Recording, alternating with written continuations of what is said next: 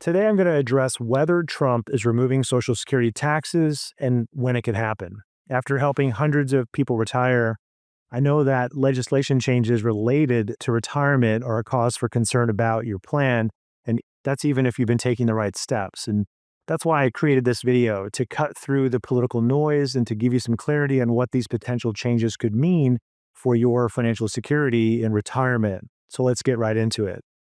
So let's talk about why people are expressing mixed feelings about this issue.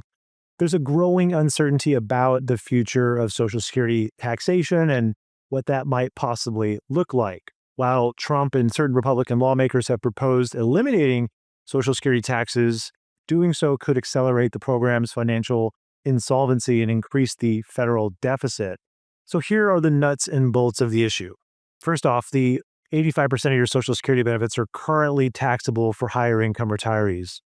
Trump has promised to eliminate Social Security benefit taxes, but similar proposals have failed in the past. The Senior Citizens Tax Elimination Act has been introduced multiple times and it's just not passed. Removing taxes on Social Security would increase the federal deficit by up to $1.5 trillion. And so that means if we don't find new funding sources, Social Security would become insolvent by 2033, which is 1 year earlier than projected. Let's clarify a few misconceptions. And these are ideas that are fueling both sides of the conversation. First off, many retirees, they have a misconception about how Social Security taxation works and then how proposed changes could impact their future income. For example, some people think that Social Security is always tax-free, and that's not true. Only lower income retirees avoid taxes on their benefits. It's, in fact, I think 4 out of 10 taxpayers pay tax on their Social Security benefits. Other people are celebrating too soon because it's like they think that Trump is going to just remove Social Security taxes and they don't have to worry about it. But in reality, Congress needs to pass the bill, and similar bills have failed for years. Some people think that ending Social Security taxes won't affect the program's funding, but eliminating these taxes are going to accelerate insolvency if we don't, again, find other revenue sources. And then you have other people who think that only wealthy retirees pay taxes on Social Security. But the truth is that many middle income retirees pay taxes due to the income thresholds, which haven't been adjusted for inflation in over a decade. So 10 years ago, maybe this is true, but as time goes on, more and more middle income people are paying taxes on their Social Security benefits today than they were, say, 10 years ago. Now, if you're worried about how these changes might affect your plan, you can click the first link in the description. You can watch a video that I made. It goes over the exact process that I use to help people create an adaptable plan, regardless of what changes happen. But failing to understand how Social Security taxation works and potential changes can lead to some issues for retirees. One issue is unexpected tax bills. Retirees may assume that benefits are tax-free, and then they could be caught off guard. I've talked about that in other videos where I mentioned the Social Security phantom tax and how Social Security is taxed. Also, we need to consider we might have higher tax burdens in retirement. We don't want to plan for something to happen that hasn't yet happened. We want to be conservative about that, especially Social Security, because there are way too many unknowns.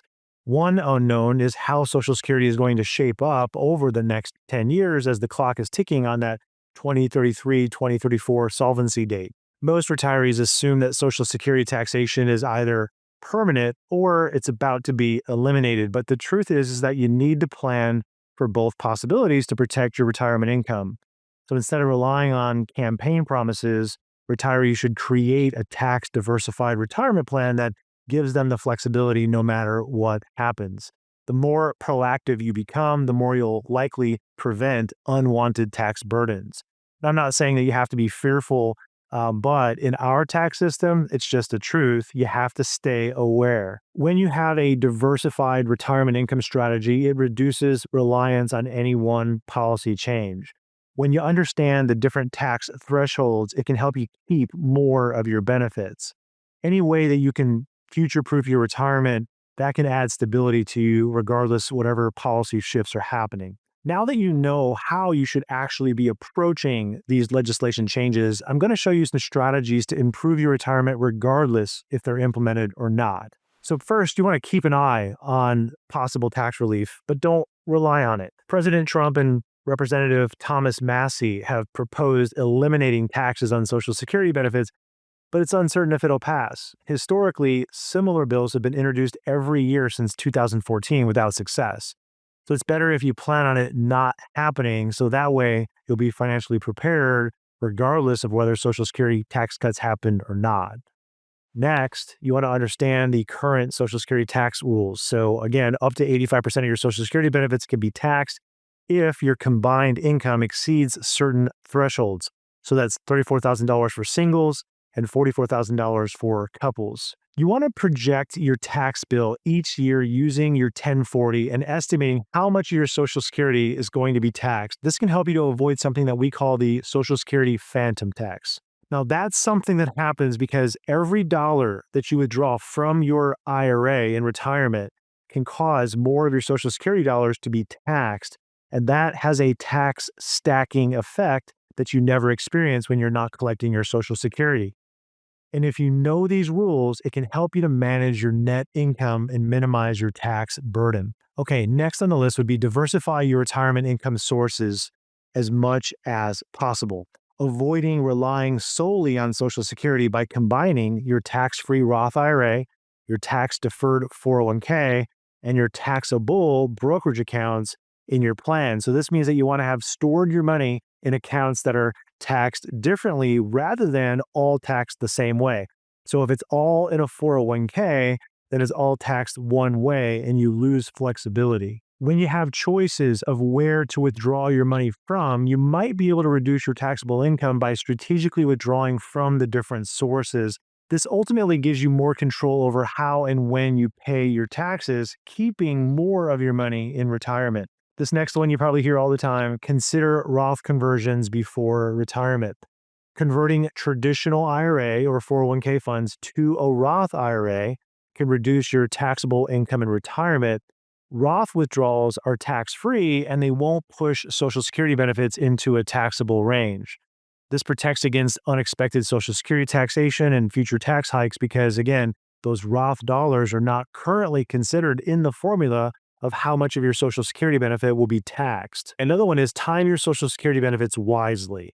Delaying your Social Security benefits past full retirement age increases the monthly benefits, but it also allows for better tax planning. It can allow for a few more years of lower income, lower tax rate where you can do some converting of the funds.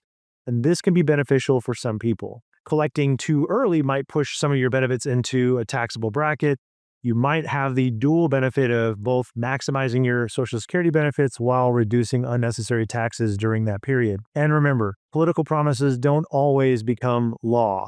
I can already hear some of your spicy comments on that, but you need to stay informed on legislative developments. Remember, the Social Security Trust Fund solvency is a major factor in policy decisions. It's something that we're all going to be watching over the next 10 years. We're going to be hearing about it quite often. And by you staying informed, it allows you to adapt your strategy before any changes take place. Now, this next one I say quite often, but it bears repeating. Use tax-efficient withdrawal strategies. You see, when you have different types of accounts for your savings, how you withdraw your money each year to create that steady monthly income matters. It matters because of tax drag and tax efficiency. When you only have a 401k and you've got no money in Roth, $0 in non-qualified, then you don't have a choice. But when you do have a choice, that choice matters. You want to use your standard deduction and you want to use the tax brackets to minimize taxable distributions and to follow whichever tax withdrawal strategy you've chosen. The benefits of doing this are great because it can lower your lifetime tax bills and prevent unnecessary taxation on your Social Security benefits. So this next one, of course, goes along with what I just mentioned about the Social Security trust funds. And that is plan for the impact of deficit and trust fund issues. If Social Security loses tax funding, benefits could be cut or payroll taxes could increase. And the main way that I know to prepare for that possibility is to first really have your plan under control and be in tune with your spending, and then also run a test on your plan, reduce your Social Security benefits by say 10 or 20%, and see how it might look for you. And that way you can address the issue from that point forward. So let's remember that public input can influence policy decisions in the future of how this thing goes. So you're definitely going to want to make your voices heard on the issue. And you also definitely want to do everything in your power to take care of yourself as best you can as our lawmakers work this thing out and possibly modify Social Security over the next 10 years. Now you understand why relying solely on potential Social Security tax changes isn't a sound strategy, and more importantly, how to protect your retirement regardless of what happens. And as you've seen, the key isn't betting on a single policy outcome, but creating a flexible, diversified retirement plan that can adapt to any tax environment. So if you want help creating a more adaptable plan, you can click the first link in the description to watch a short video that I created. It goes over the exact system that I use to help people optimize their retirement strategy and protect against future unforeseen changes. I'll see you in the next video.